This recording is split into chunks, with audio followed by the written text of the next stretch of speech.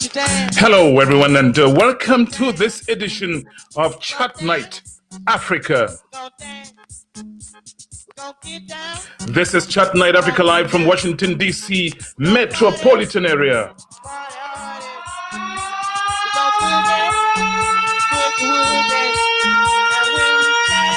Chat Night Africa live production advisor Dr. Bita Song Fomundam, broadcast director Mumba Lingwa, studio manager Beatrice Fomunen. This is Chat Night Africa, production assistants Emmanuel Wayindi, John Tanto, and Lord Benson. This is Chat Night Africa.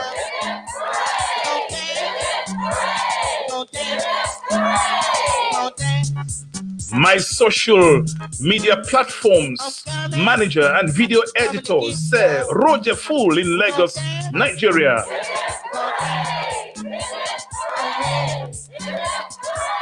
This is Chat Night, the power of Chat Night.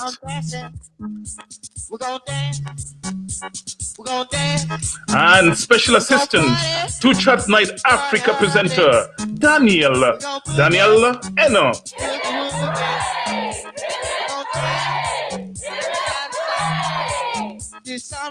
This is Chat Night Africa from Washington, D.C. metropolitan area. Ladies and gentlemen, Chat Night Africa is compiled and presented by Divine Chamuka.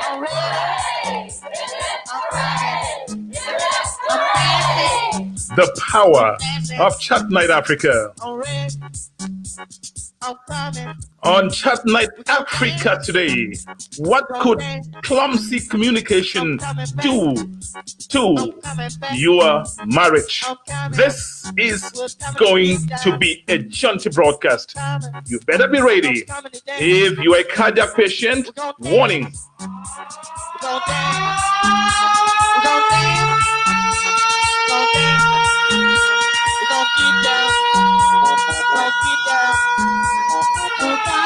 And on the program today, ladies and gentlemen, join me in welcoming the firebrand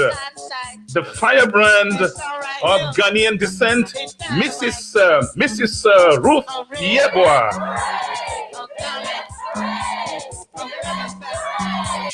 This is Lady Ruth Yeboah coming in from Accra, Ghana.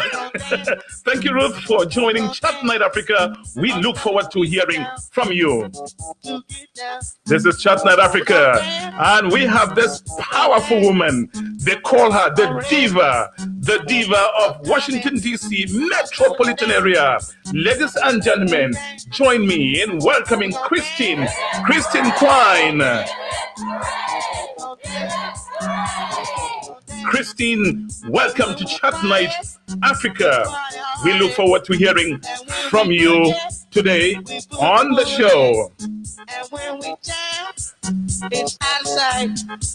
This song right here, it's dynamite. And we will also be hearing live from Fortune Hortensiangai from Johannesburg, South Africa. This is how powerful the show this week is. Stay tuned. Communication is said to be the lifeblood of every human interaction. It's even more so in love relationships. Two people socialized in completely different circumstances operate in limited space, hence the potential for conflicts, and sometimes deadly conflicts.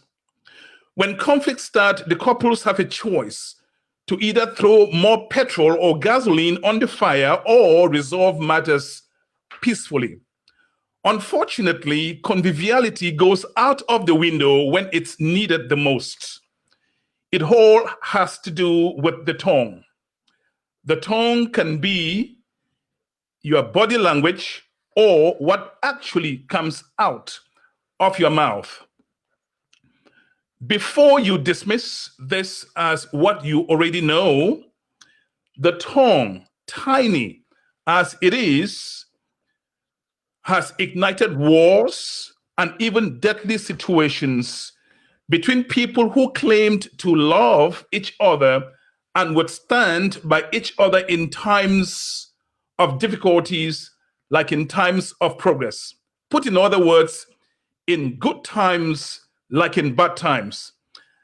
Ladies and gentlemen, I guess by now you have realized the importance, the need to discuss the topic. You realize that its importance cannot be overemphasized. As I introduced to you in my earlier remarks, we have three ladies. We have Ruth Yeboah of Ghanaian descent, and we also have Christine Quine, the diva of Washington, D.C. metropolitan area. We will also be hearing from a long-serving journalist, Fortune Otensiangang, who joins us live from Johannesburg, South Africa. I am so thankful all these guests accepted to be on my show today. And at some point, we will open the microphone so that you can actually say what you think. This is not a praise singing session. You can challenge the guests. You can agree with them. You can just simply say what you think about communication, clumsy communication as the cancer of relationships. How good is your communication? How bad, how stinking is your communication? When you open your mouth to your spouse, what's coming out? Do you want to resolve a situation, or you want to tear down the other person to show how angry the thing you're arguing about has made you? We will be talking on this, and I promise you this is going to be one firestorm of a broadcast. Let's have the opening remarks from Lady Ruth Yeboah. Ruth, once again, welcome to Chat Night Africa. Good evening, everyone. Mr. Divine, I thank you for inviting me to come on your show. I'm excited to be here to talk to people about relationships, specifically marriage, and how communication is crucial. We a lot of times fail to communicate what we mean. There's a huge discrepancy on what we mean and what we say. So I'm glad to be here to kind of shed some light on that. Thank you, Ruth. And we bring on the platform the diva of Washington, D.C. metropolitan area. Ladies and gentlemen, please join me in welcoming Christine Quine. Christine, my first question to you. Why do you think anybody should sit listening to you speak to them about the importance of communication, especially in marriage?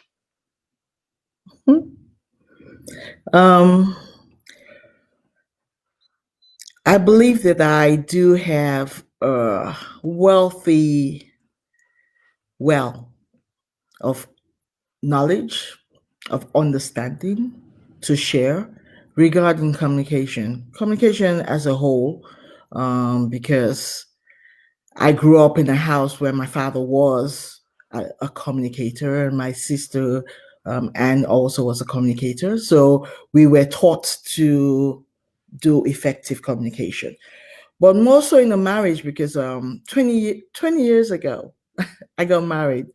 And what I know today and what I didn't know 20 years ago has prompted me to be one of the voices around marriages. And so I believe that I could be able to help today in this discussion.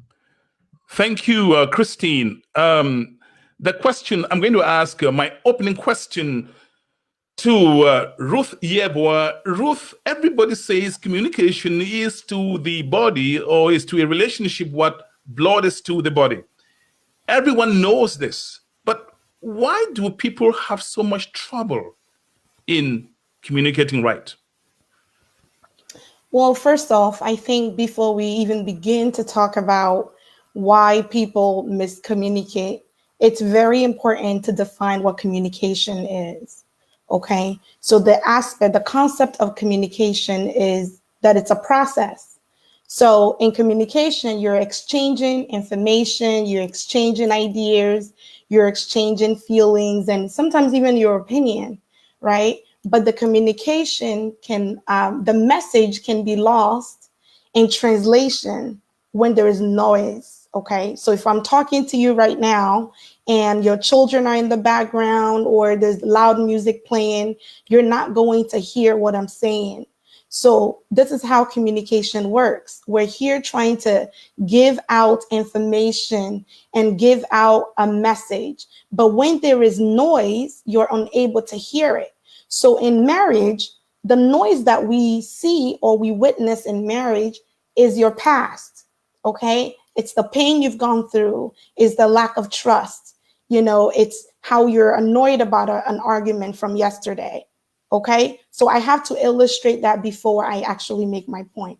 So that's how communication works. You cannot hear over noise. So the reason, it's impossible for people to communicate well, sometimes it's hard for people to communicate well, is because they're communicating over noise. And I explained what that noise could be. Having said that, um, it's important to understand that when you're communicating, you want to be heard and you also want to be understood. It's important to know that I am talking so that I could be heard. That message that I'm saying needs to be clear to the other individual. So, yes, communication is crucial in marriage, but what makes it so difficult, it's simply because people dismiss one another or people just focus on being right. And when you try to be right, you miss the message. So there comes to a point where there's a huge disconnect between the couple. And so they shut off. One person may lose hope and say, I don't want to do this anymore. I don't want to talk, because they never listen. Okay. So you need to learn certain skills in order to improve communication.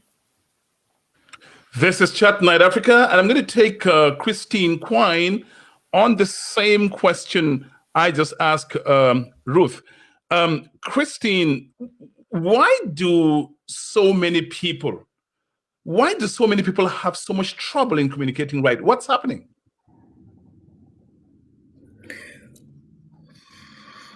Like anything,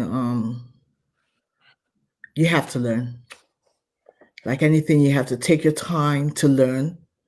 And communication is learned. We have two types of communication. We have the verbal, we have the nonverbal. But we are to learn how to communicate effectively. Now, you see what's happening in the world today. We have all sorts of communications going on through Facebook, Instagram, Twitter, um, chatting, WhatsApp.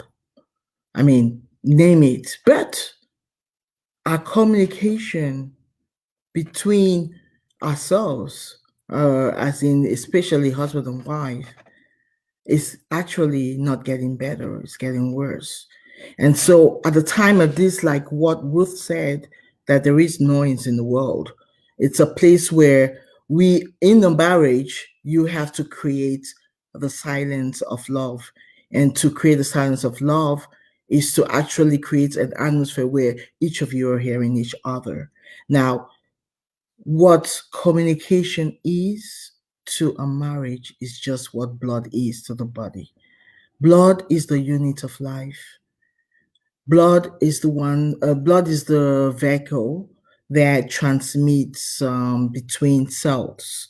It takes from the heart to the organs, and is also responsible for taking out the toxins out of the body, taking it to where it's supposed to go, which is the bladder, and to come out as feces also. So the blood is needed in the body, just as communication is needed in a marriage. When you squeeze a cell and there is no blood flow to the cell dies. Same in a marriage. When the communication is not effective, when it gets to a point when it's non existent, the marriage dies. That, to me, is my comparison between blood and communication. This is Chat Night Africa, and you just have on the platform Christine Quine. Before we continue with Christine, we'll be bringing on Ruth Yeboah to answer a very important question.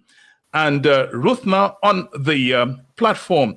Ruth, when it's said that communication is the lifeline, is the lifeblood of a relationship, whether a relationship between you and your boss, you and your children, but most especially you and your spouse, why is it equated or described as the lifeline or the lifeblood of that relationship, that important relationship that's called love between husband and wife? Okay. So I'm going to reiterate what I said earlier, which is that communication, if you understand the idea of communication, it's much easier to communicate effectively. Okay. So why do we communicate? When you communicate, you're trying to exchange ideas. You're trying to relay a message, and that message could be your feelings. That message could be something as simple as, hey, remember to pick up the children at 5 p.m. from school. That's communication. What happens is if the person is upset with you and so they don't hear what you said, what's going to end up happening? Your children are going to be stuck in school, by themselves because maybe they said 5 and you heard 6. So by 5:15, they're calling, children's services on you. So when communication is not effective, you miss out on the message and there is always a consequence. So the reason communication is a lifeline is because for your relationship to thrive, for your relationship to remain alive, there needs to be effective communication. And it's not just talking haphazardly. Okay. In order for communication, I know we'll talk about, ways to better communicate, but just really quickly to add to this, there needs to be care when you're communicating. Care is what gives life, right? Whether you're in a hospital or whether you're sick at home, or when you have people who care for you, it's almost like they're breathing life into you. Okay. And life and death are in the power of the tongue. So when you communicate, you're giving life. Effective communication is giving life to your relationship. But when you don't effectively communicate, or there's negative communication or none, some relationships don't have any level of communication. Guess what? There is no life in that marriage. So you need to have that care aspect. There needs to be a praise aspect, and there is so much that goes along with that. So again, the reason communication is the lifeline is because that's what gives it life. That's what allows it to thrive. Well, on the line from Johannesburg, South Africa, is Fortune Otensiangang. Hortensia is a long-serving broadcast journalist who trained or mentored many top-performing Cameroonian journalists. She is not only a skilled communicator, she takes a keen interest in how spouses talk to each other in good times, like in bad times. And I begin, she's on the line, I just told you, she's on the line from Johannesburg, South Africa.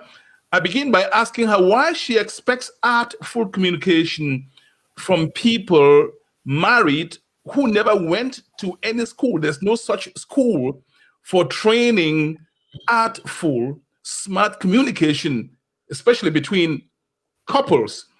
Hortensia, welcome to Chat Night Africa. Thank you very much, Divine. Welcome to South Africa. The weather here is quite cozy now. We're in spring.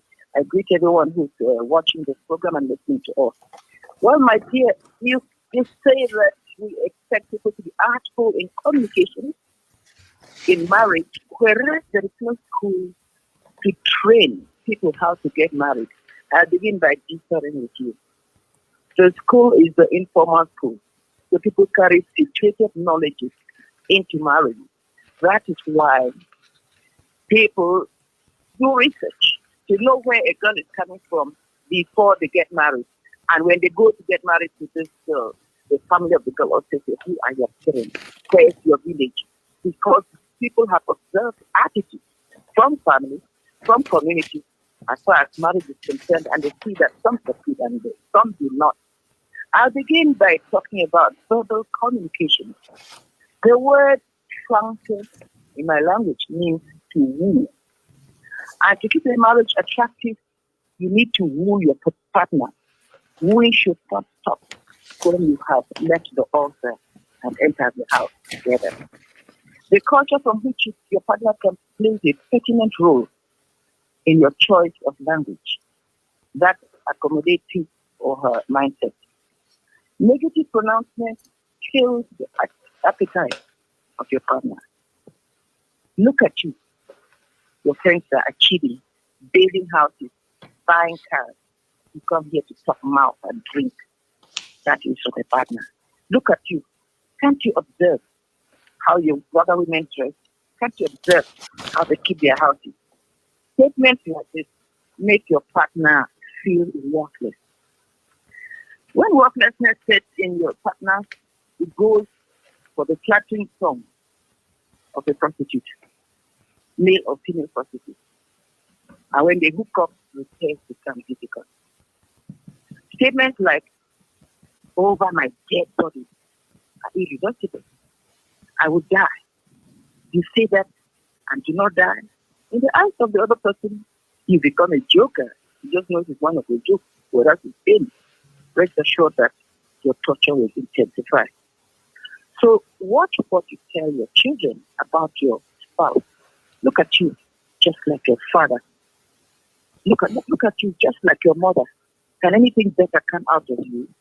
Carry your bitterness about what are two little things that your partner does, and you pound it on the children, and your partner hears it. So it becomes a way very discouraging to the children and in terms of your partner. Rather be affirmative. Please don't act this way. Your mom won't like it.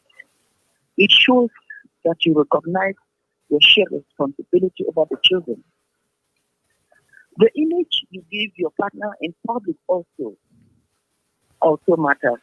It either helps the person to accept his or her position in your life and makes him proud of you, or reduces him or her to an object of ridicule.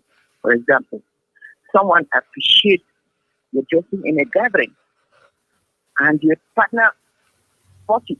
Instead of boasting his image, you say, you're just managing this one because there are better options in the market.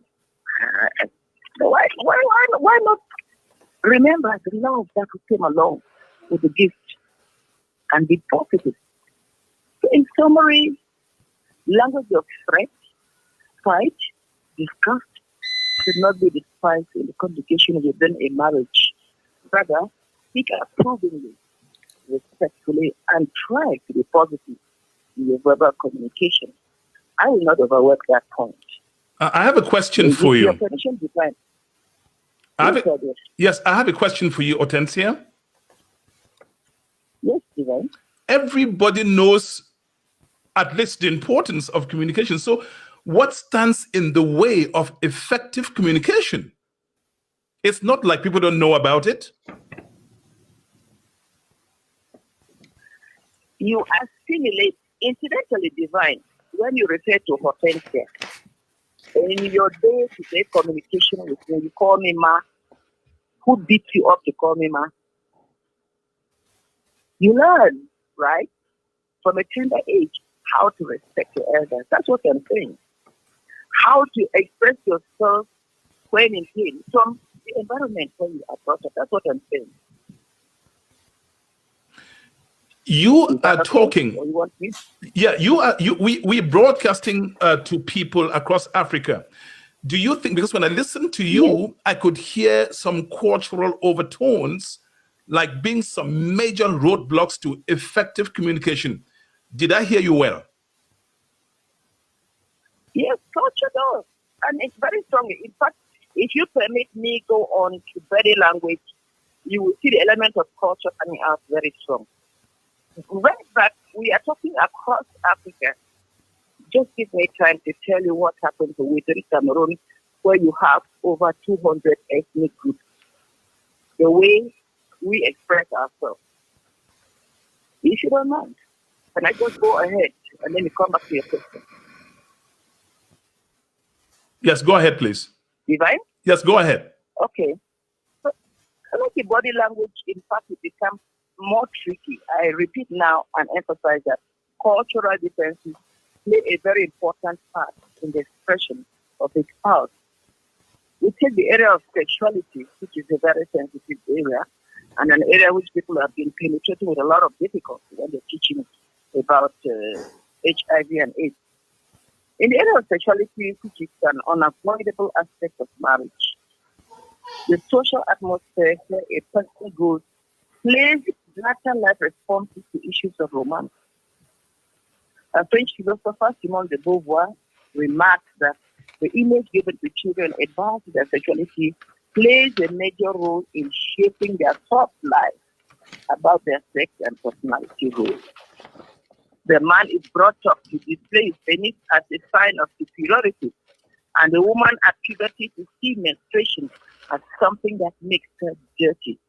So her vagina is the dirty part of her body.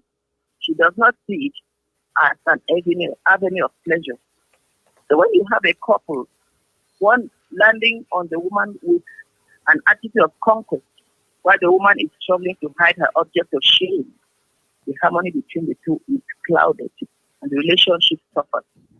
In our country, Cameroon, with multiple cultures, it has varieties of sex-related responses in marriage. In my own culture, the girl grows up knowing that the vagina is the equivalent of her grandmother's tins of oil. And when she sits carelessly, she's not encouraged. She's not encouraged to clean herself up either, or except menstruating. She's not briefed on how to respond to a man in bed, and she goes into marriage with the coaching that a man has to plead with her to give him sex. So to her, sexual intercourse with her husband is a dish of favors, and she may have to be escorted and locked up with the bridegroom to have their first encounter. And if she does not resist and cry, she's judged as promiscuous. If a woman with that mindset falls in love with a boy from the coast and starts playing the token no with him, he turns him off and he calls her bushcrafty and dismisses the marriage. Why? Because around him, a little girl starts using the small bucket near her mother to clean herself up early in the morning, right from a very tender age. And touching her genitals becomes something she just does naturally. This cultural difference caused lots of divorces among plantation workers when they came from the hinterland and interacted with women who readily prepared themselves for bed games after they came home from a tedious day at the plantation. The families in the hinterland often accuse coastal women of using charm on their sons, whereas the charm lay in their sexual responses and the liberty that coastal women had with touching their genitals and responding in bed. I found that this element of openness and communication about sex played a vital role in the way girls and boys from Central and West Africa interacted with their Southern African counterparts. I interviewed girls from both parts of the continent. The girls from the South Africa expected the men to outwardly declare their intentions when talking to them or when taking them out. The ones from the tropics expected to be wooed into accepting relationships. And to quote one of them, "Manny, these boys come to your room and ask to sleep with you just like that. They don't even try to win your heart before telling their story." When I listened to her, I heard the warning voice of her grandmother pulling her into her mid-30s.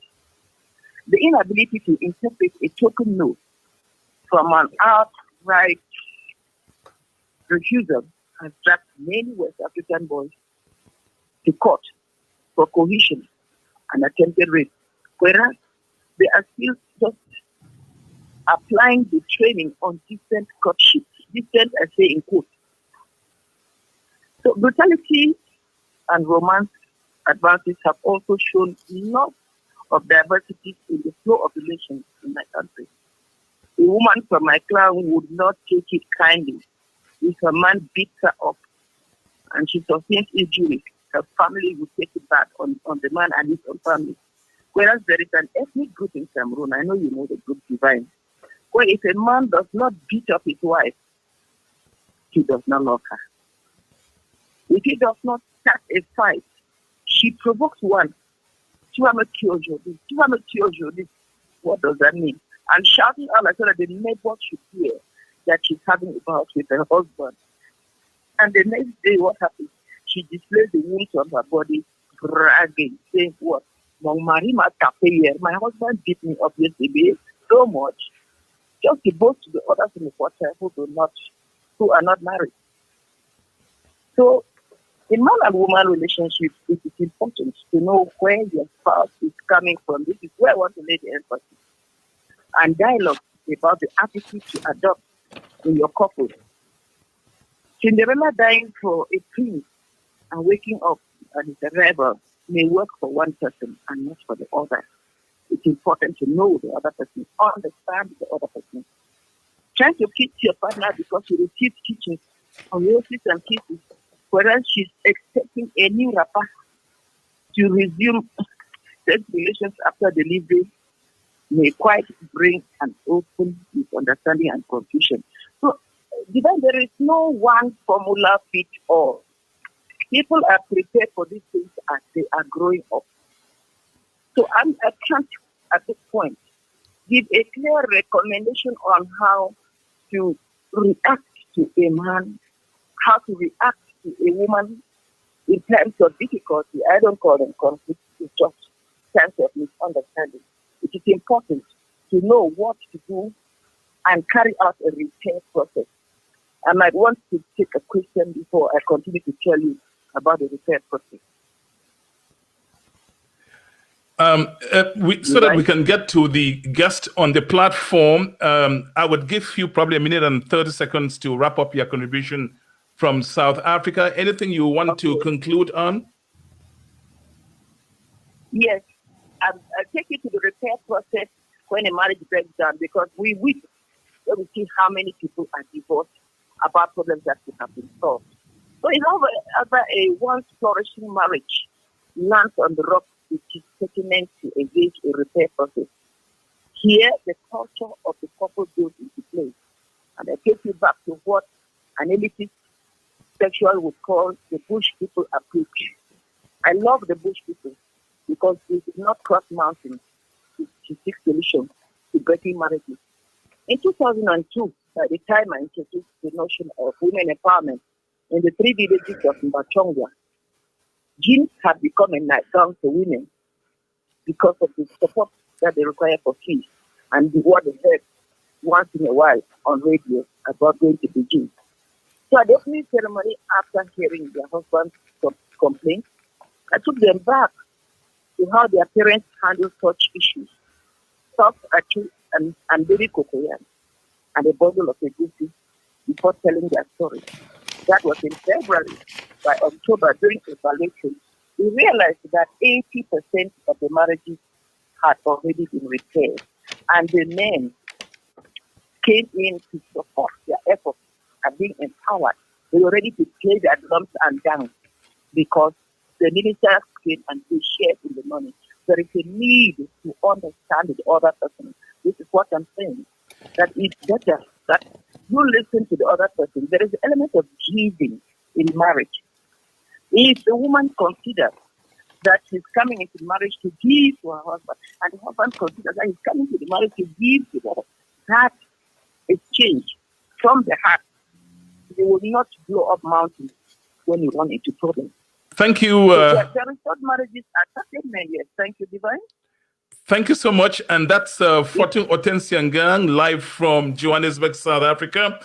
Ladies on the platform now, you have heard, is there an aspect, how do you give in a marriage in terms of non-verbal or verbal communication? I want us to take the cue from where she just ended. Ruth, you first. Just to clarify, you want to know ways in which we can use nonverbal and verbal skills? Yes, please. Okay. So, Sister Christine mentioned, first of all, verbal is just the words, what you're saying, right? And nonverbal communication literally is just that, is everything else that's not a word. That talks about your facial expression. What is your face like when the person is talking to you? What is your gesture? How are you sitting? you know what is like your social context, basically, like your hands, your feet, how are you standing, your posture, your physical look, like what are you even wearing, right? Because we get judged by what we wear, what we look like, your personal space. That's all nonverbal communication. So if you're speaking to someone, to a spouse, and you're invading their space and you're right in their face, you're basically saying you're showing aggression, right? You're being aggressive in nature. So how do you go about respecting that person's personal space? Again, we talked about how communication could be made a little easier. No one is born knowing how to communicate per se. There are certain things that we learn from our childhood, but there are many other things that we need to learn, like parenting, marriage.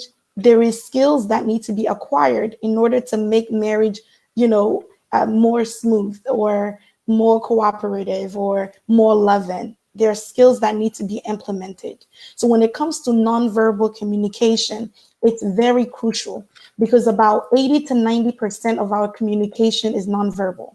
So I have to throw that out there. Because when you come and say, why didn't you wash the dishes? Why didn't you wash the dishes? You're saying that the dishes need to be washed. However, it's the manner in which you said it. So really, your nonverbals are much more, I would say, significant than your verbal communication, than the words you say. So the aggression, the tone, the way, some people will say when you're talking to them, they will just say, look, it's like stopping the person, like, I don't want to hear it. So the way in which you carry yourself, it's so much more important than what you're actually saying. Okay, so I think when it comes to verbal, nonverbal, it's being mindful of how we communicate, wanting to talk to our spouse, allowing our spouse to get across their message. You go to someone, you're saying, hey, I want to talk to you. And automatically they're doing some things, you can already read in their language that they don't want to hear it. And they're being dismissive. So a lot of communication gets lost and gets difficult because people are dismissive with their Does body this have to language. do with culture? Um, because I've heard, I mean, before this show, Mhm, I talked to a lot of people, especially women, mhm. and the feedback I got was that apparently a lot of African men have a problem in communication effectively, or in communicating effectively. How do you react to that? Do they have some reason to think that way? I think as a culture, right? So I'm West African, so I can speak a little bit on that. I think as a culture, we don't do well with expressing our emotions. Okay. You take American children, you tell an American child, hey, go to your room and go clean. The American child can ask you why. In Africa, you dare not. We just don't ask or we don't question authority. Okay. So because of that, we grow up in a very scared mindset where it's almost like we are hindered. Our natural gifts of talking and questioning and critical thinking are all on pause because we are too afraid to speak our mind. And that's how a lot of African kids grow up. I'm sure things are changing, but you're talking about 10 years ago, 5 years ago, the kids are constrained, they're limited. And so because of that, I think they grow up. I won't just say men. I think it's just generally speaking, that's the way the culture is. And so men are taught also cross-culturally, men are taught to not really express their emotions. And women, when we come to men, we're coming with all of our emotions. We're coming saying, I feel so bad today. And can you believe what she said and what she did? And so we're so emotional. But guess what? The men may not even hear the emotions because they're not taught to express their emotions. So when a man wants to cry, he might get angry instead of crying. When a man is afraid, when a man is sad, guess what? It may come out as anger. So I know this is where we differ a little bit, because we're not taught, the men are not taught necessarily to react the way we react to the same things. So I believe culturally it plays a role in it, which is why it is all of our prerogative to learn better and do better. This is Chat Night Africa, and on the platform is Mrs. Ruth Yeboah.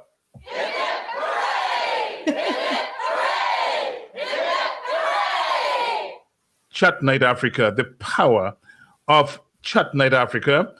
We are reaching you from Washington, D.C. metropolitan area. Christine Quine, the question I have for you, what have you identified to be some of the roadblocks to effective communication between spouses?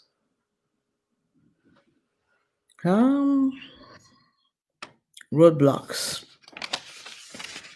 I will say my number one roadblock would be what we've been talking about: cultural competence. We are usually, very rarely will you find similar people getting married with the same culture. And if we are not in the same line and we don't have, or we don't know what it is to be cultural competent, communication, number one, will be a roadblock.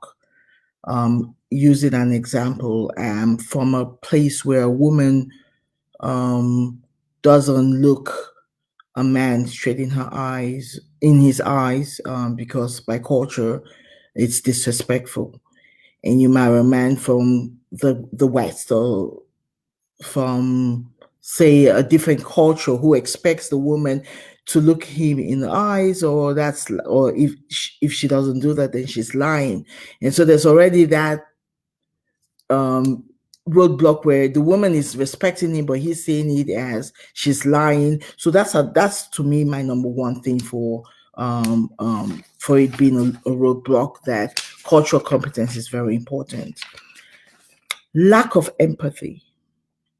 A husband and a wife, if you do not have empathy for the other, your communication will definitely show that. When you're a wife and you're talking to your husband and you put yourself in your husband's shoe, you will not speak totally self-centered. So whatever you're talking, or whatever you're trying to resolve, you'll be able to extend yourself into your husband and stand in his shoes and feel whatever he's feeling, and same vice versa. If the man does the same, then there is a better understanding. When there is lack of empathy, it will lead to a dead road. Lack of knowledge. And lack of knowledge is, how do you better your communication? If you don't seek learning how to get it better, if you don't understand that there are differences between the male and the female and thy way they communicate, then you will be frustrated. That's the truth. There are many things that we just keep saying it's myths, but there's fundamental differences between the way a woman communicates and the way a man communicates. Now, if you're a man and you don't know how a woman communicates, you continue to see that woman as just a emotional nagger. You do not understand that she is tuned and wired that way. And if you are a woman and you do not understand that the way the men communicate is really strictly logic thinking, they think logically, then you will get frustrated that they do not show emotions and that they don't engage emotionally. So it is important that the wife and the husband continue to seek knowledge as to the modes of communication, effective communication, and they must have love. Lack of love brings impatience. So the man is impatient with the woman is impatient with the man, communication stops. And you're like, you know what, I don't care. Do what you're doing. You don't even listen to me. You don't even care when I talk to you. So lack of love, lack of empathy, lack of knowledge, lack of understanding, and I would say lack of patience.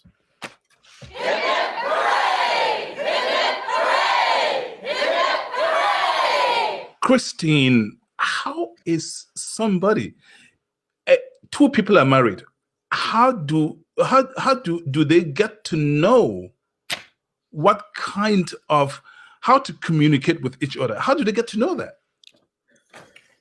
First of all, before you get married, you should know your husband. Is it that they don't know or they don't want to know? No, most of the time we actually rush into marriage. Most of the time. And we meet, we love, we fall in love, but we don't know the person. And to know the person means what? You know his wants, you know his desires, you know what he doesn't like, you know what makes him angry, you know his taste. The man knows the woman's desires, knows what she likes, her favorite color. You get to know the person. When you know the person, in knowing the person, you're getting intimate with the person. In getting intimate with the person, you're actually increasing your interest. And when you are truly interested in someone, you will do the best in everything, including communication. But I don't know, Divine. I have something that is one of my passions, and one of my passions is, it is not a myth that men and women are different. It is a fact. We are wired differently. And to me, I think the most important thing is at least just get a kind of, in the word, just have a synopsis, right? Have a synopsis of your husband, and the husband have a synopsis of your wife, as to what really pricks the woman and what really pricks the man, based on biologically how different we are. We are different biologically. Should I get into that? Yes. Okay. We are different biologically in terms of our brains. Now, we cannot communicate without our brains. It is our brains that help us, because all the thoughts go on in our brains. So our brains are, number one, different. There is the left and the right hemisphere of the brain. The left is um,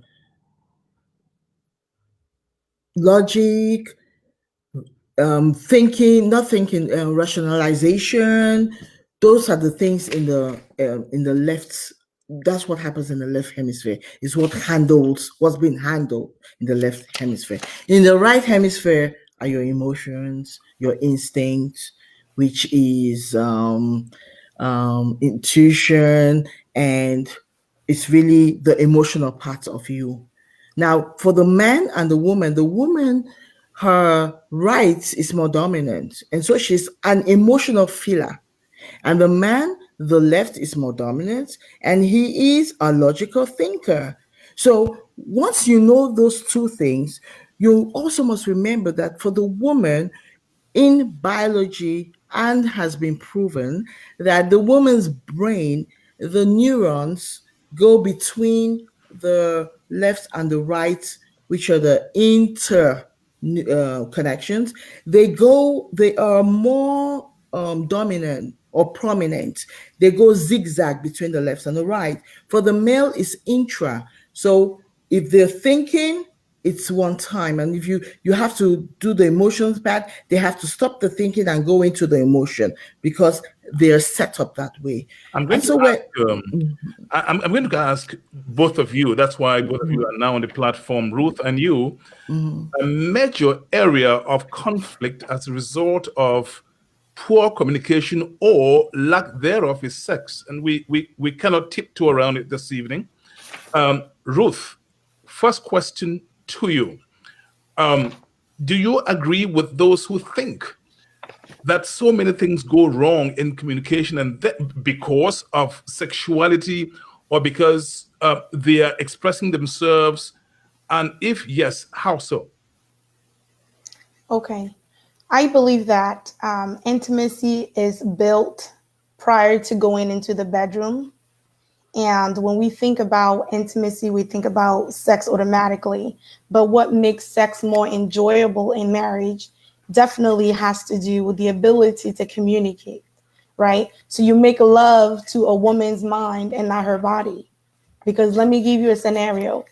A lot of women that I've worked with, in my line of work, as I mentioned, I was a relationship coach. And so the women I've worked with, some of the complaints have been, we don't have sex enough, or he complains that we don't have sex enough. And some of the things that I've been able to help them with has always been, you know, minimizing what the women is doing. Okay. The reason sex suffers and becomes a major source of conflict in marriage is simply because for women, we get caught up doing so much. Maybe you have the children, maybe you're cooking, you're cleaning. And if you're, a lot of African men, really cooking is a huge deal. And our food takes about 3, 4, 5 hours. So if you don't have a man who understands the concept of being a helpmate, who helps you, who cooks, who cleans with you, guess what? As a woman, you're left to do all of that by yourself. So guess what? You become overwhelmed. So being overwhelmed, now you want sex when you get home. Guess what? I'm not in the mood to have sex. So that's a major source of conflict because as a woman, you begin to think, go clean and I'll give you sex. It's almost like a reward system when it shouldn't be. It shouldn't be if, you understand one another's needs because men naturally are definitely, Christine mentioned this, that we're wired differently. It's true. So when it comes to sex, we are also wired differently. So men naturally are quickly they go because, it doesn't take too much. But as a woman, because you make love to a woman's mind, if the dishes are not done, if the children are very close, if there's something that is a distraction for a woman, she might lie down for sex and it won't happen. It just won't happen because mentally she's exhausted. Mentally, there's a list going on in her mind as she's lying there. And so that is Christine, where we misunderstand each other. and I'm now opening the microphone to the phone line to members of the public. If you want to challenge our guest or disagree with them, feel free to do so. The number is 240-603-7367. Let me repeat, 240-603-7367.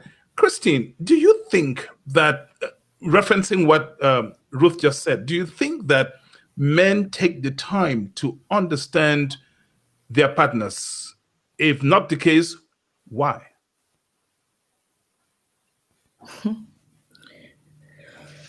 I don't think that it's that they don't take time. No, I think that they don't take time, but I don't think it's intentional. It's just that in life, I think there's always the need for prompting, and so things like this, like your shows, having relationship coaches like Ruth, they are needed because there is a platform where the man now can come and understand the woman.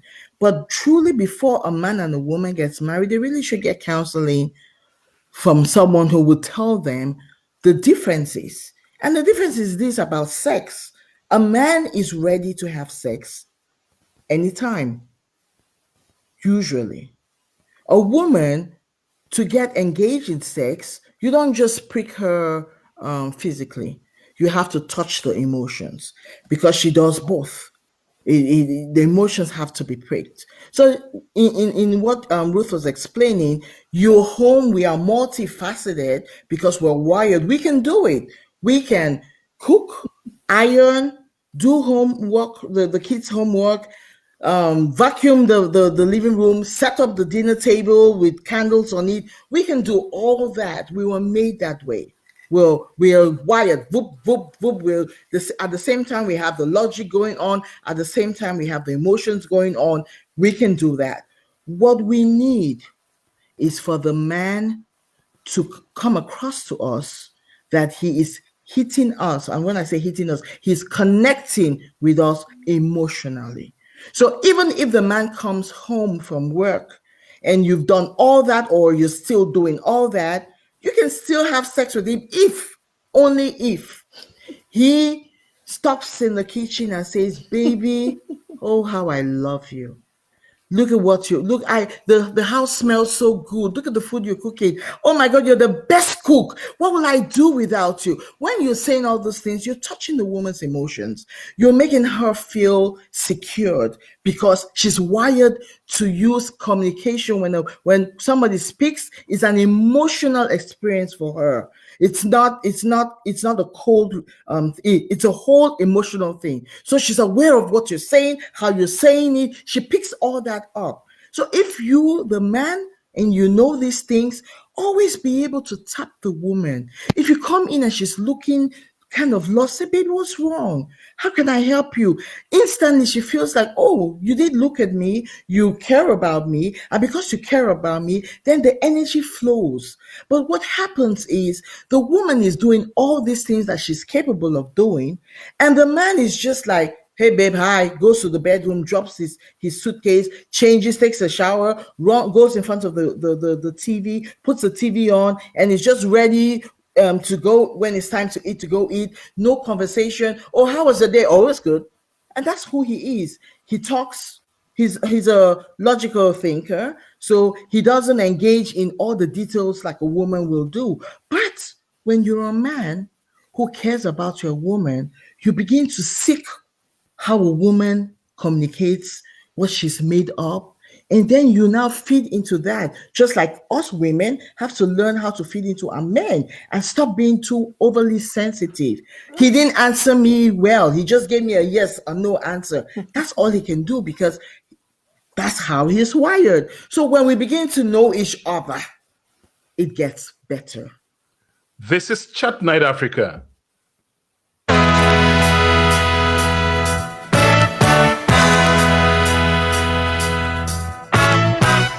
I have somebody on the line. Hello, Naomi. Hi, Nidhi. Good evening. Welcome to Chat Night Africa. Thank you. What's your question, or what's the contribution you have on the show today? I just want to thank Auntie Christy for raising an important facet into communication in regards to marriage. She mentioned empathy. Empathy is a very, very crucial word when it comes to our human relationship, not just marriage. And so when you are groomed and as a child and you do not see that important factor growing up, being having empathy for another human being, and then you finally find yourself into a marriage, it is going to be difficult to establish clear and clean communication. And with that, that translates into the other things they are talking about, your emotions, because when you don't have empathy, you will not be able to say what she just said in regards to a housewife that is multitask and a husband who comes home, maybe she makes okra and the okra doesn't have a goosey in it like his mom used to make it. And he starts a rant like, "Oh my goodness, this is not how they cook a goosey. This is not how they make okra soup. You did not put janga in it. You did not put We get the whatever." point. We get the point. That's okay. And then that's where you know, especially among us Africans, it's very, very difficult to find those kinds of emotions being expressed.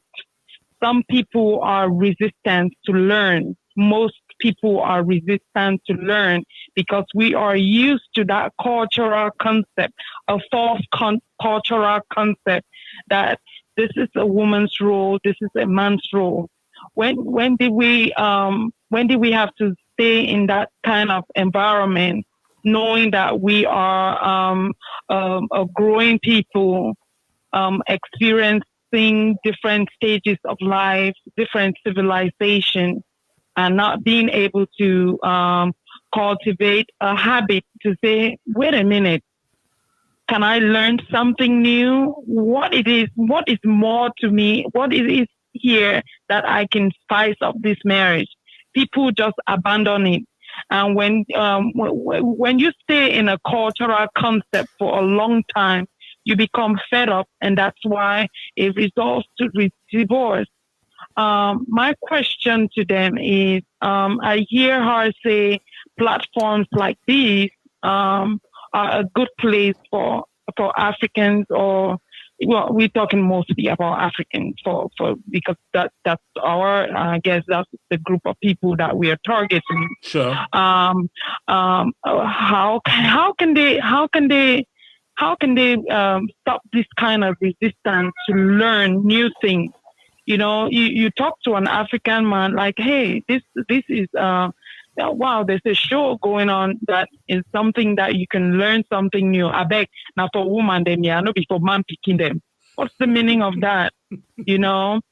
So how can we get these? How can we get both men and women to be active participants in topics like this? Because these are very crucial topics. Here we are. Maybe we are first American immigrant generation. We will have children that they will grow, and then we will claim that we are transferring our so-called culture into them. And we will find out that in the next 20, 30 years, it will be disastrous. Okay, point taken. Yeah. Thank you, Naomi. I guess if I understand, and she articulated the points very well. Ruth, I'm going to have you answer, respond to her.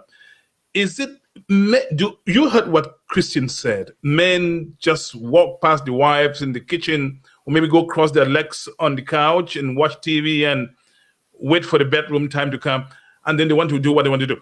Is it that men don't, what is the problem? What's making men not want to learn? Because that's the crux of Naomi's queries. So again, one of the things, because we're focused on our culture a lot, and I'm sure there are other people watching this as well, I think they can also relate. Churches are huge. Churches are so huge in our community.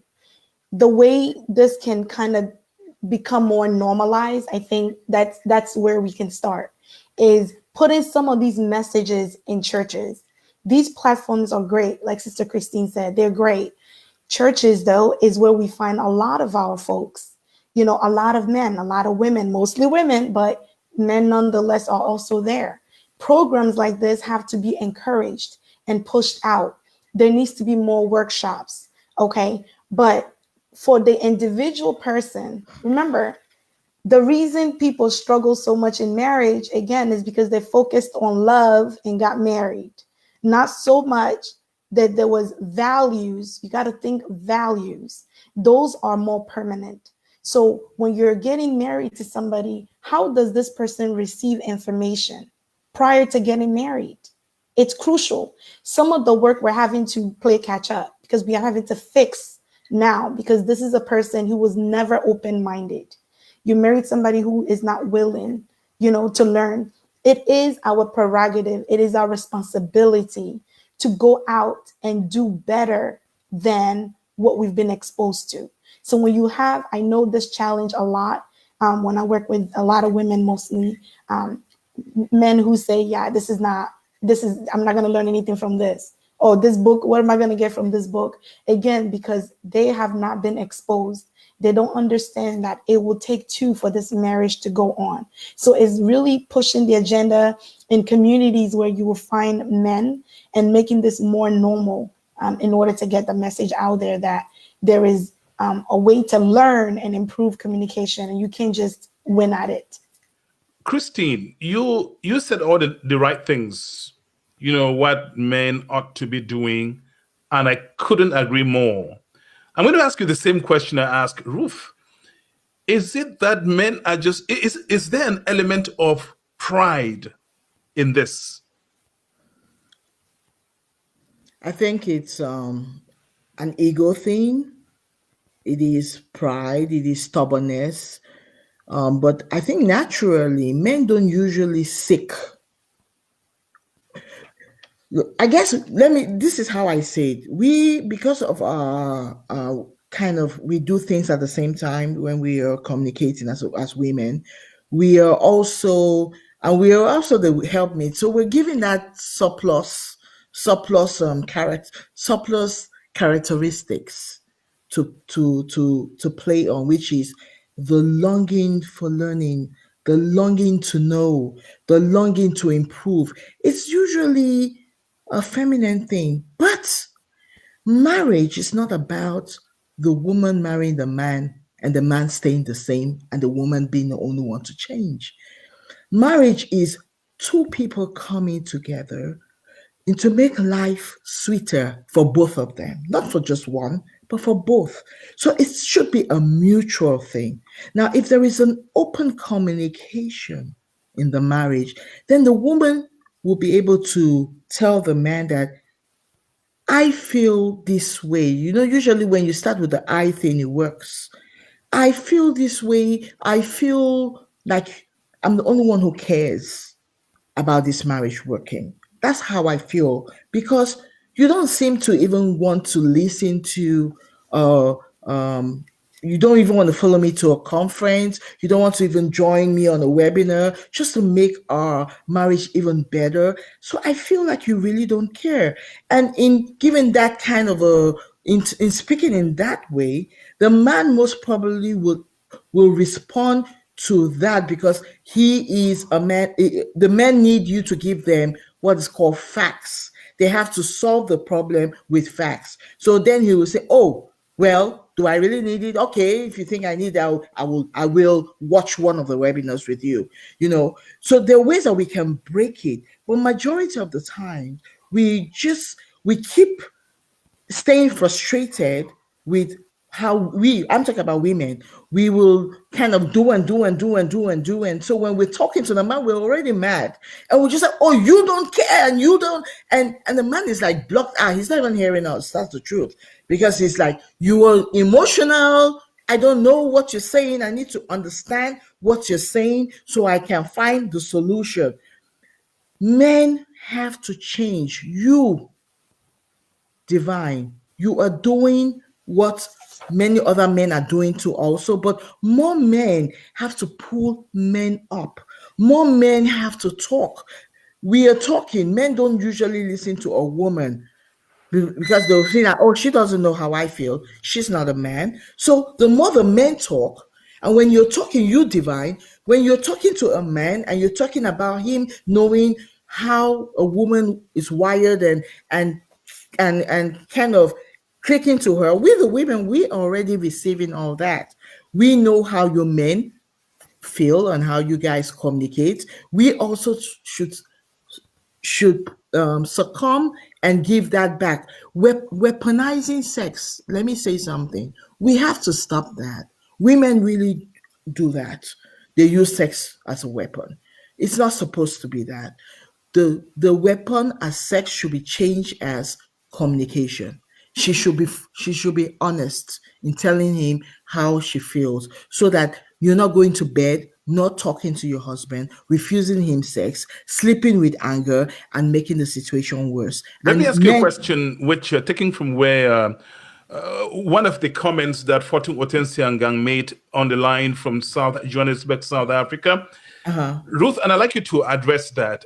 She said for most women, their nightgowns have become their jeans. Jeans has become the fashion, what women wear to bed. Did that sound intriguing Well, to you?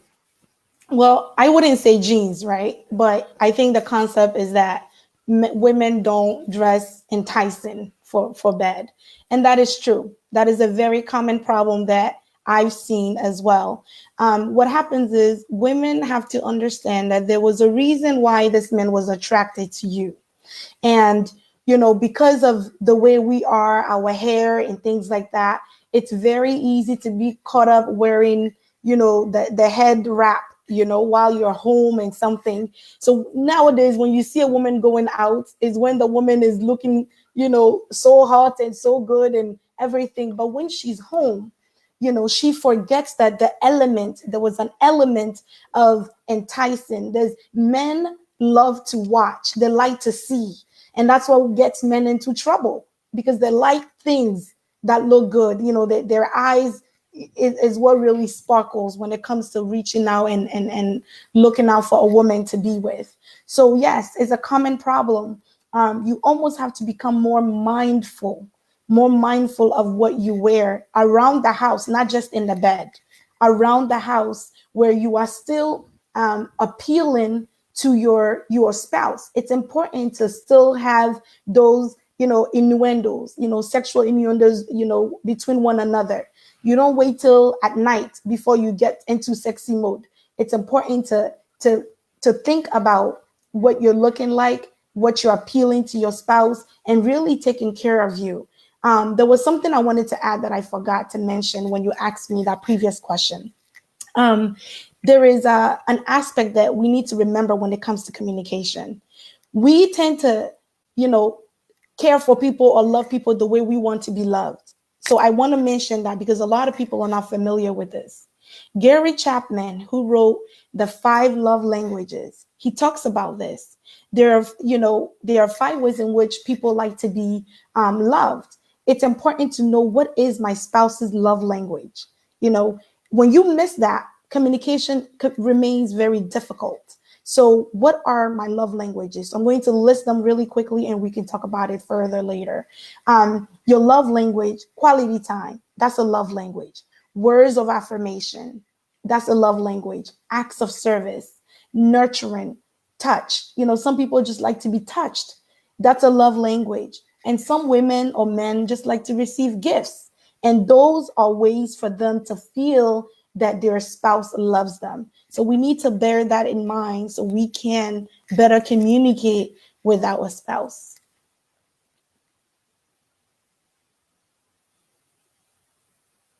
This is Chat Night Africa, and I told you that we will be having some dynamites on the show today. I'm gonna. Both of you are ladies, and before I ask you the next question, because being women and experienced women, you are best placed to answer the question. Chat Night Africa from Washington, D.C., metropolitan area.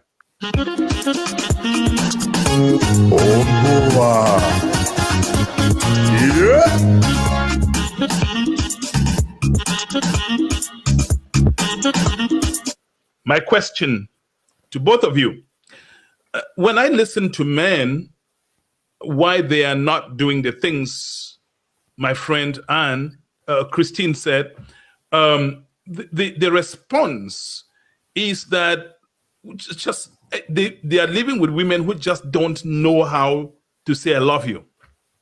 They just cannot. Is it that they begin to take each other for granted, or what's happening? These men complain that they are yearning. They are yearning for women to use that weapon, the greatest weapon that they have, which is not their sexual organ. Let's face it, it's their mouth. As I hear from men, I'm also a man. I think I feel that way. I'd like, first of all, you, Christine, to respond to this, that the complaint coming from men. Then I'll That go. that women don't say I love you easily. That's what a lot of men say. That it's just not coming. It's like trying to squeeze water from a rock. You know, it's innate for the woman to easily say I love you if she loves you. Maybe she might not. I'm joking. I believe that when a woman gets to a place where she's no longer saying I love you, it's because she has things that she's tried to express and she believes that we're not listened to, and she's shut down. And she's shut down the emotional part. So she doesn't say I love you as she should often, or even doesn't say I love you at all. But to be frank, that's the problem that I think is our problem, is that We get married, and the things our wives are not doing, we don't tell them and fix it between the husbands and the wives. We tell everybody but the wife. And what the husband is not doing, we tell everybody but the husband. There needs to be a place. First of all, to me, there are four things very important for communication in a marriage to for it the principles for communication in a marriage. Number one is that we talked about it before. Know your mate. And when you know your mate, then you know the things that your mate should like. So this man who likes to hear I love you will be telling his wife, honey, I really love it when you tell me I love you. It really makes me feel good. And then the wife will have heard.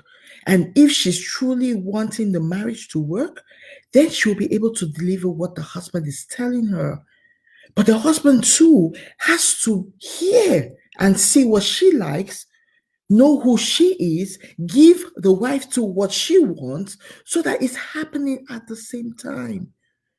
The problem in marriages is one is doing, the other is not. And the one who is not, the one who is doing gets tired. And when they get tired, they shut down. So, but if we are all doing it at the same time together, understanding limitations of each one, we are all supposed to be complementary. So if we're knowing each other together and say, hey honey, what you did yesterday, I don't think I like that. I don't like the way you raise your voice at me. Please, even if you have something to tell me that you're upset with, talk to me normally. And I too, if I'm shouting, if I raise my voice, please alert me. I don't want to raise my voice at you. Those are things that just keep the communication open because you are knowing the person. The second one is that you honor your partner. If you honor your partner, there are things you don't do. You don't do the raising of voice. You don't do it's my culture. The woman sits does not come to the living room until I call her. Those are in those days things. It shouldn't happen like that today. The world is changing. And as the world is changing, the marriages and the husbands and wives should go with the change in the beautiful way, together, mutually. Always speak to edify the other. Don't put your partner down.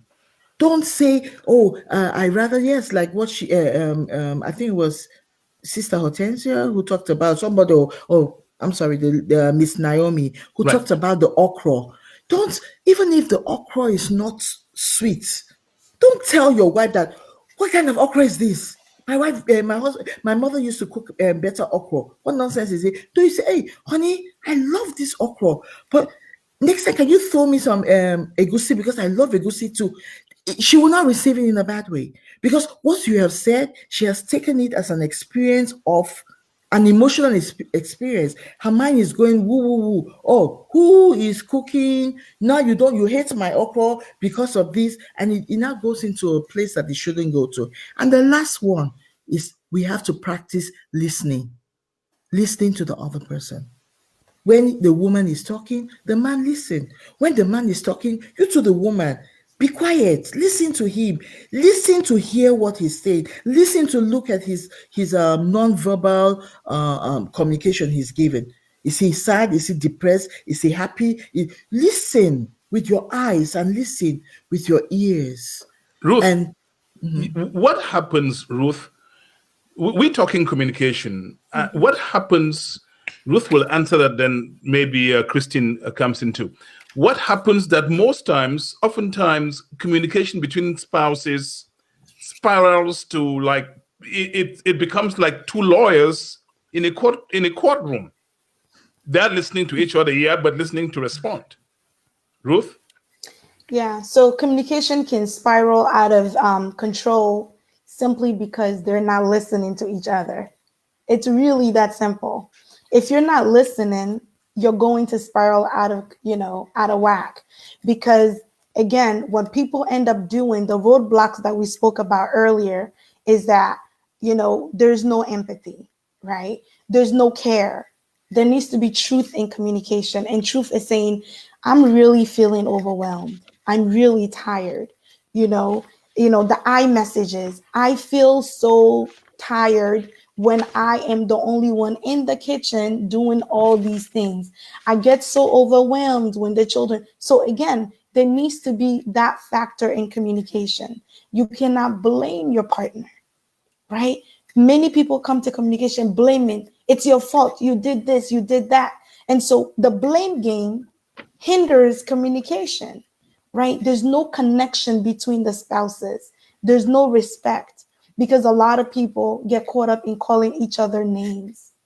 Anything you say, the Bible says, out of the heart does the mouth speak, out of the heart. And so whatever it is that's in your heart, you say it because what? You believe it. That is why it comes out of your mouth. So once it comes out of your mouth, you can't take it back. So a lot of people, although they've moved on from the problem, they're still dealing with the leftovers of the pain that was caused by those words. Words are like daggers. Words destroy. Words can get a man to feel like he is nothing. If a woman wants to dress a man, that man will remember the day they were born. I tell you. And but guess what? And having said that, that man will never be really able to move on unless they forgive. Because you never forget what has been told to you. When a woman is told you're fat, look at you, look at your mates, they are doing all these things, look at you. Then the woman is growing up thinking, wow, this is a man I'm with who demeans me. So the type of language that is used, where people are not really truthful, or they're trying to hurt one another. In arguments, people want to say they want to win, right? So they say the worst things to one another. It's not a battle. You have to understand you're part of a team. And if one person loses in the team, if you miss that final goal, the whole team loses. So getting to a place where you see each other as a team, because can two work together except you agree? What do we agree on as a couple? And beginning to see one another as part of a bigger vision, part of a bigger mission. And once you become a team, everything you do is for the sake of the team and not about being right. Beautiful. This is Chat Night Africa, and I told you that these two women, when they show up today on the show, it will be an instructive, deeply instructive broadcast. We still have so much, but we'll not go on for very long again. Let's have this before we come.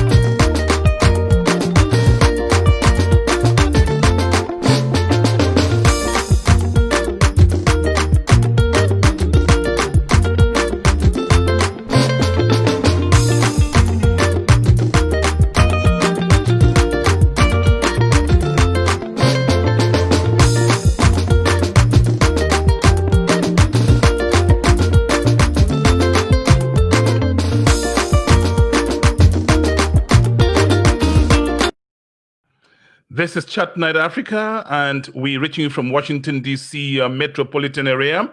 The last segment of our broadcast will be how do you fix all these problems? Because like I said, people are having so much trouble in communication, communicating between themselves, spouses. Very soon, violence sets in. Very soon, just so many things go wrong. So the question I'm going to ask first, Ruth, is Ruth, how do people begin to fix this? What's the path to fixing poor, stinking communication between spouses? Okay, it's very important. As I mentioned before, I kind of listed some of it already. It's very important to listen to understand. Some people, when you are talking, they're thinking about what they're going to say. That's not going to help. You need to listen to understand what is the person doing, what is the person saying, what is meant by what they're saying. That's called active listening. So you have to listen and say, did you mean to say, or can you clarify what you said? You have to regurgitate back what the person said. You need to ask clarifying questions. Don't jump to conclusions. Okay, so men we know are wired differently. Having said that, when you're talking as a woman, don't bring points 1 through 10. You're going to lose the men. You're not going to get anywhere. When you need to communicate with your husband, it's important to pick what is most important right now. You can't talk about everything all at the same time.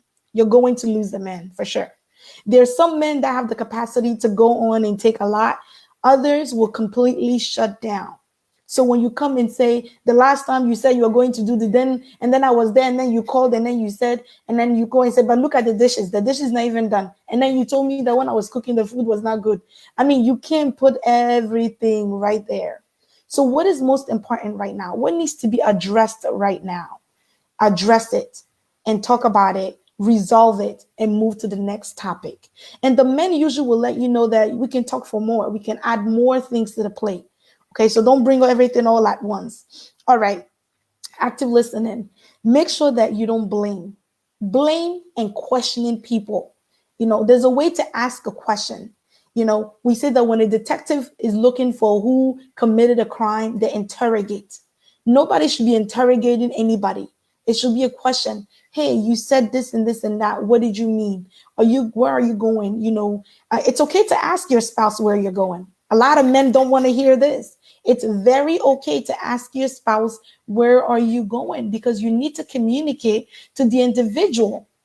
If there's open communication, that person needs to know that you're going here or there. But when there's no transparency, when you have something to hide, when you're not honest, guess what? It's easy to say, you can't ask me where I'm going, and that in itself can be very hurtful and painful because things can happen. But guess what?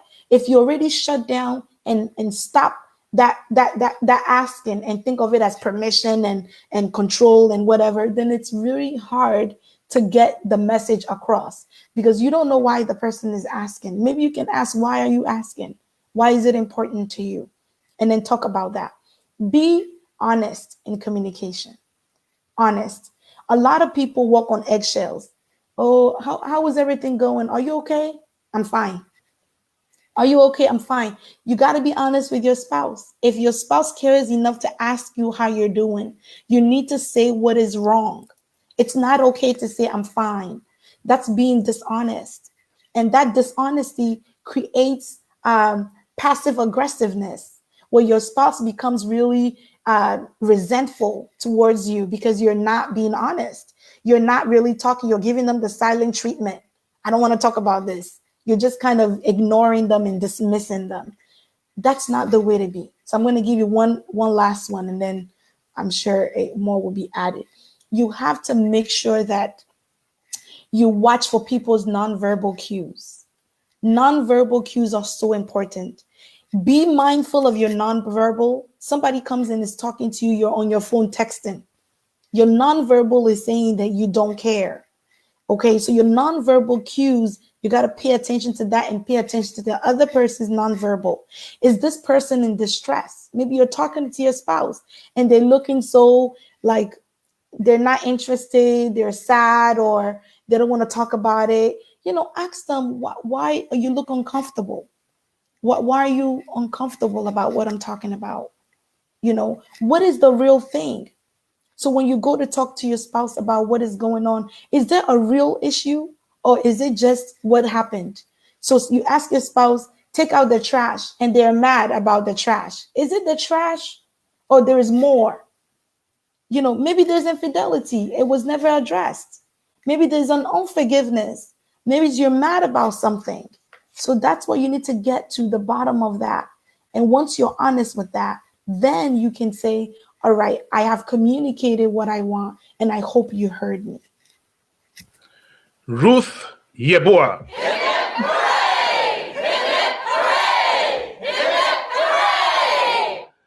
And now the same question I'm going to ask Christine Nkwai. Christine, we know the problems, but the problems are not the place that when people get married, they want to end up in. So, what do people do to start communicating right? We all agree that poor communication or lack thereof, this lack of good communication, is foundational to most of the problems that a lot of married people have. Trace anyone, it finds its root deep into poor communication. How do people get out of it and start talking right? They take their tongue out, stick it out, and exercise it. Say, well, this is the strongest muscle in my body, and I will use it for good and not for evil. They say a wise woman buildeth her home, and a foolish woman destroys her home. Same for the man. Our tongues build, our tongues destroy. But number one, as a married couple, decide to keep your tongue as the weapon to build your marriage. Therefore, there are some tips I too will give you. Remember, we can teach each other about our communication styles, which means as a woman, I can tell my husband, hey, well, you know what? I know you think I'm nagging, but I guess all I'm just trying to do is to express myself more. I am instinctive. I have intuition.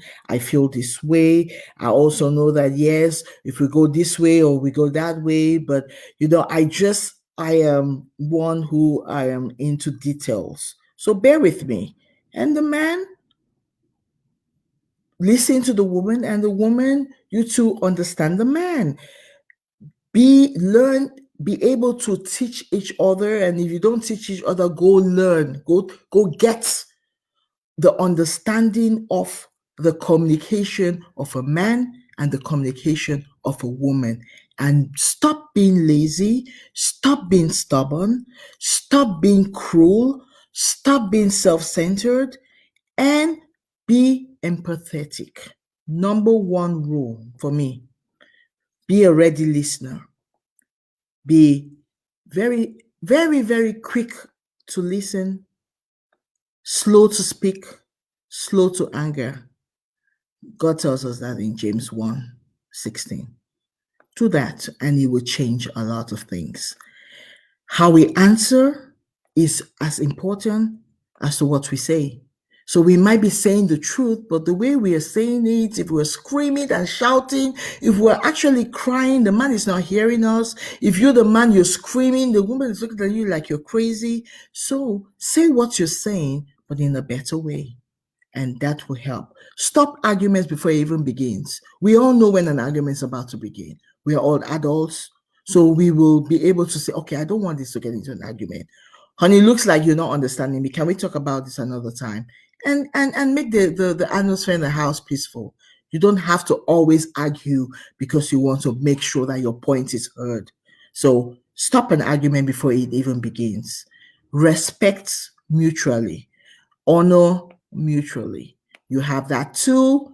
You will always, always speak to the other one in a beautiful way because you honor and respect them. The other one that I'll say is speaking good words, edify each other, build each other up. We don't have to be harsh to make a point. You can say what you feel. To me, I think every time we communicate between a man and a woman, or in any situation, when we're communicating, we're just trying to express something. We're trying to find a solution to something. And so if we know that that's the thing we want, then we have to find a way to make it effective so that we get the solution that we're looking for, or we're able to express ourselves completely. I'll say that we must remember this. To me, acting self-centered, acting self-willed or self-important is total foolishness. Standing on culture no longer works, because even culture is getting to change in a way that the man and the woman remain mutually respectful of each other. So we cannot use culture anymore as an excuse. And if you have a problem with your husband, you don't tell the public. If you have a problem with your wife, you don't run to the public. You talk to each other. If you can't solve it, you go to somebody who's professional, who can be a professional counselor, or somebody in your church, like a pastor, whichever you find comfortable to share, and who will give you a solution, not one who just wants to listen to you rant.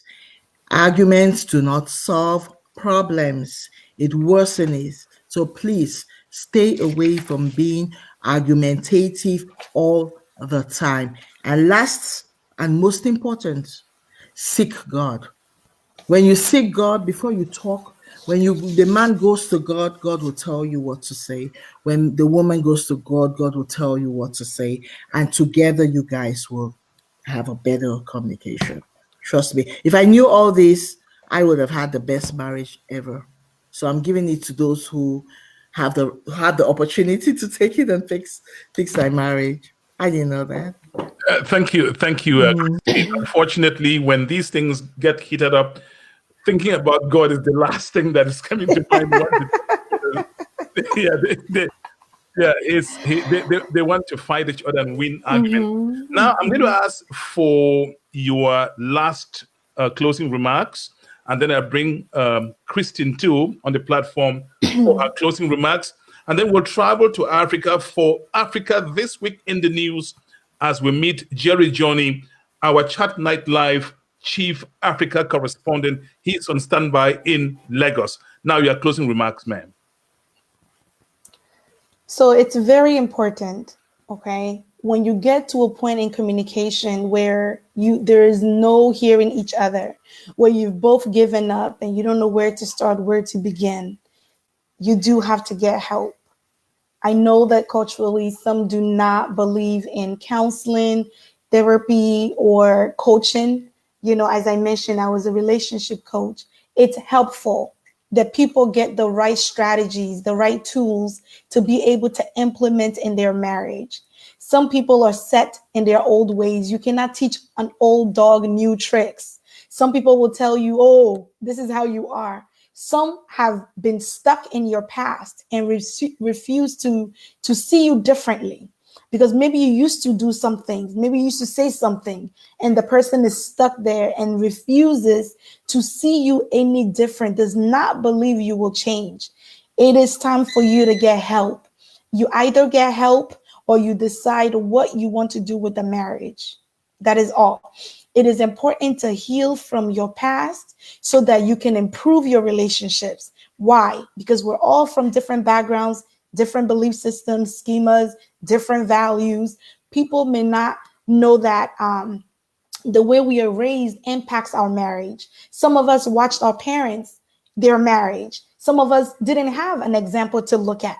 And so whatever we know of marriage is what we see in the media or what we think is couple goals. So we don't know, we don't have the right set of values or standards for our marriage. So my last words to you tonight is, if you are on and you are struggling in your marriage because you cannot seem to communicate, you can't right or wrong. Okay, if you started on the wrong way, it's really hard to go back and try to fix it. But if you're both willing, the way you know the person is willing and whether you should even continue is to sit with the person who is understanding and wanting to implement changes. If the person is willing to implement changes, what does the change look like? Maybe listening, doing things differently. Maybe it's helping more. Maybe it's getting professional help. Maybe it's coming and fixing the problem, because a lot of the issues we face is the problems we personally have in our own lives. So until you address your problems in your personal life, whether it's your lack of trust, your lack of self-esteem, your lack of self-love, whatever it is, if you don't address it and better yourself as an individual, your marriage will not improve, because we wait for our spouse for better. But once you begin on the journey of change, the journey to improve yourself, your relationship will meet up there with you. Somebody just sent me a text asking how you can be contacted. How you can contact me. Yes. Okay. Well, it's better if you go to my page, Coach Yeboah. Okay. I know that Mr. Divine tagged me on my personal page. Please don't send me friend requests there. Go to Coach Yeboah. It's easier, but I'll give you a cell phone. Okay. This is what I use to do my intakes. Okay. So it's 914, 265 4050. And if you missed it, don't worry. You can contact me at Chat Night Africa and I will hook you up. Thank you so much. That has been Mrs. Ruth Yeboah. Thank you for inviting me. I am now going to bring on the platform my friend Christine Quine, the diva of Washington, D.C. metropolitan area. Christine, in 2 minutes or less, your last words. And then we'll go over to meet Africa Chief, Chatnet Africa Chief Africa correspondent Jerry Johnny for Africa This Week in the News. Yes, Christine Quine. Yeah.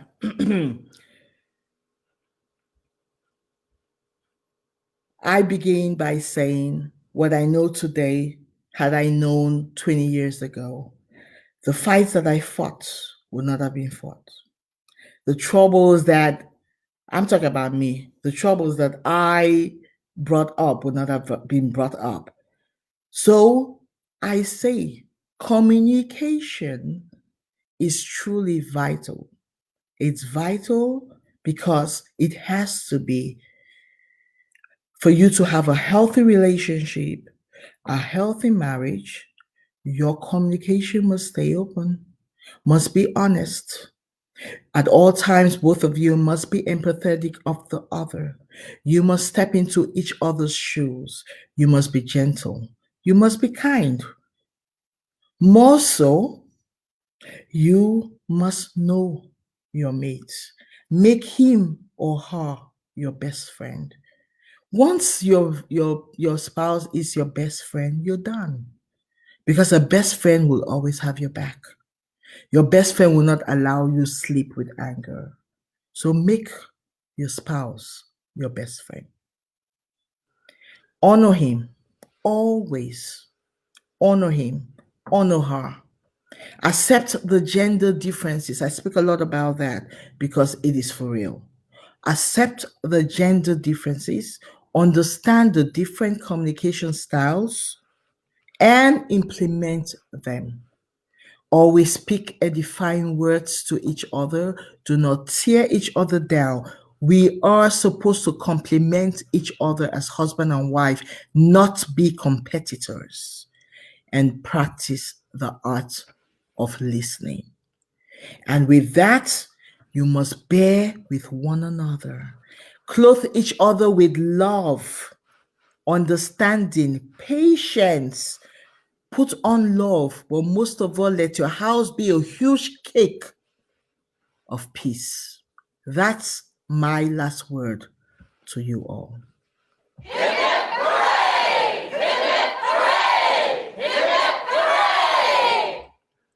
Thank you. I told you, I promised you. Now, you see, I keep my promise. And I don't bring any Tom, Dick, and Harry to Chat Night Africa unless we have to talk about Tom, Dick, and Harry. This evening, today on the show, if you didn't believe me, now you have. That when I tell you that two dynamites are going to cross paths at Chat Night Africa, yes, they will. If you want to contact any of these two ladies, Mrs. Ruth Yeboah, now I can pronounce the name correctly, and Lady Christine Quine, you can contact me also at Chat Night Africa. I'll hook you up. Please, don't endure your marriage. You should enjoy it. But there are things you must do to make this happen. It doesn't happen by chance. We now have a report from our Chat Night Africa Chief Africa correspondent. That's Jerry Johnny. He's on the line with what I call Africa This Week in the News. Here is Jerry Johnny. Mohammed Adamu, the Nigerian Inspector General of Police, has banned the Special Anti-Robbery Squad (SARS), a unit in the force, from carrying out stop and search duties and setting up red blocks after Nigerians have taken to the streets and on social media to protest against harassment and atrocities allegedly committed by its officers. Nigerians want SARS disbanded. SARS and other tactical police units have been banned from invasion of privacy of citizens, particularly through indiscriminate and unauthorized search of mobiles, laptops, and smart devices, Mr. Adamu said in a statement on Sunday. The should, it said, focus on cases of armed robberies, kidnapping, and other violent crimes. He also said that police commissioners and commanders will be held liable for misconduct of officers in the areas they were in charge of. The United States Secretary of Defense Mark Esper signed a 100-year military cooperation deal in Rabat, Morocco on Friday, 2 days after signing a similar deal in Tunisia, as he made his final stop on a North African tour aimed at strengthening the fight against Islamic extremists in war-torn Libya and the Sahel-Sahara region. On Saturday, Ivory Coast inaugurated its new 60,000-seat Olympic stadium, built with the help of China, in Ebimpe, on the outskirts of Abidjan, in preparation for the African Cup of Nations Soccer in 2023. The ceremony, with a great show of dance and music, took place in the presence of 50,000 people, according to the organizers, including Ivorian President Alassane Ouattara, who is seeking a controversial third term in the October 31st presidential election. Mali's Ministry of Health said this week that 59 people have died of malaria in the north since the start of the year, almost double the number of deaths over the same period last year. Already struggling to curb coronavirus, the poor Sahel country is also fighting a brutal jihadist insurgency active in the north and center of the country. Medical workers in the north registered 13,000 malaria cases between September 21 and 27, marking an 88% increase on the previous week. 23 people also died over the period, the health minister said. Sudan's transitional authorities and a rebel alliance signed on Saturday a peace deal agreed in August that aims to put an end to the country's decade-long civil wars in a televised ceremony in Juba. Reaching a negotiated settlement with rebels in Sudan's far-flung province has been a crucial goal for the transitional government, which assumed power after a popular uprising led the military to overthrow President Omar al-Bashir in April 2019. From Nigeria, my name is Jerry Johnny, reporting for Chat Night Africa Live. Thank you, Jerry Johnny. And ladies and gentlemen, there's been Chat Night Africa Live Chief Africa Correspondent Jerry Johnny reporting from Lagos, Nigeria. Now, attention.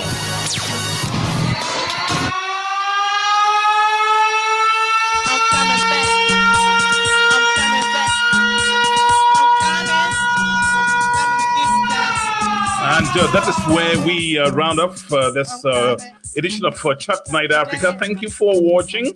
I will be putting this broadcast several times in a watch party so that you can share with your friend. Please help somebody with the treasure trove of information that this show has been this week. Thank you again for watching. Be good ambassadors of Chat Night Africa.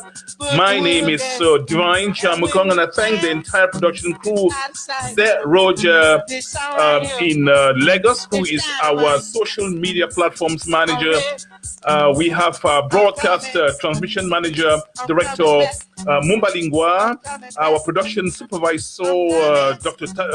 B. Pomuna, studio director manager, Beatrice Pomunen, our production assistants, John Tanto, Emmanuel Wayindi, and Uncle Benson, my special aide at Chat Night Africa, Daniel Eno. Merci à tout le monde.